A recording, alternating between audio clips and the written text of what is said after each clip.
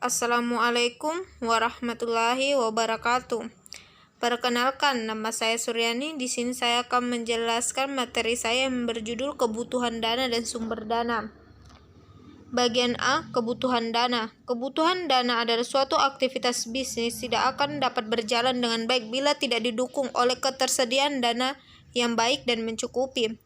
Dalam menentukan besarnya dana yang akan diperlukan untuk menjalankan suatu aktivitas bisnis, dibutuhkan suatu peramalan yang baik. Peramalan atau tafsiran ini berbeda-beda untuk masing-masing jenis proyek. Pada umumnya, tafsiran dana yang dibutuhkan tersebut tergantung pada kompleksitas dari kegiatan pendanaan itu sendiri. Analisis ini menyangkut kebutuhan dana untuk operasional usaha, misalnya beberapa besarnya dana untuk aktivitas tetap, untuk modal kerja dan pembiayaan awal.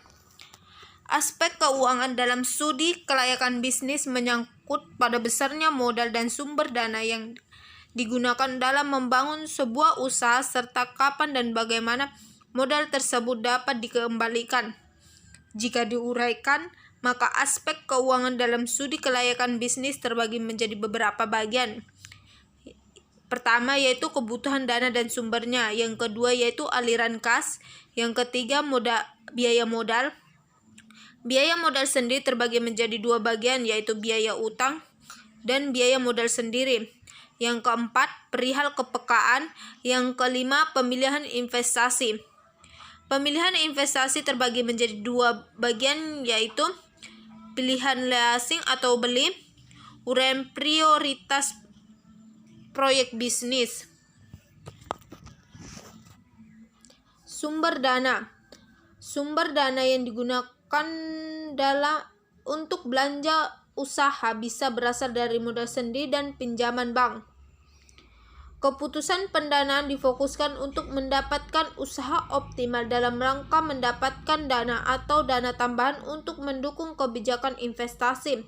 Sumber dana dibagi dalam dua kategori, yakni 1. Internal, yaitu dari laba ditahan. Yang kedua, sumber eksternal, yaitu dalam bentuk utang yang meliputi penundaan pembayaran utang, pinjaman jangka pendek sebagai tambahan modal kerja, dan pinjaman jangka panjang atau obligasi sebagai dana investasi.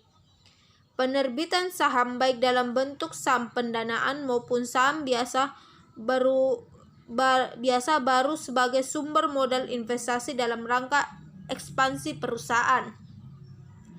Menurut Suratman 2001, sumber dana dari modal asing adalah sumber dana didapatkan dari luar perusahaan atau kreditur yang tidak ikut memiliki perusahaan tersebut seperti bank, perusahaan asing, dan lain sebagainya.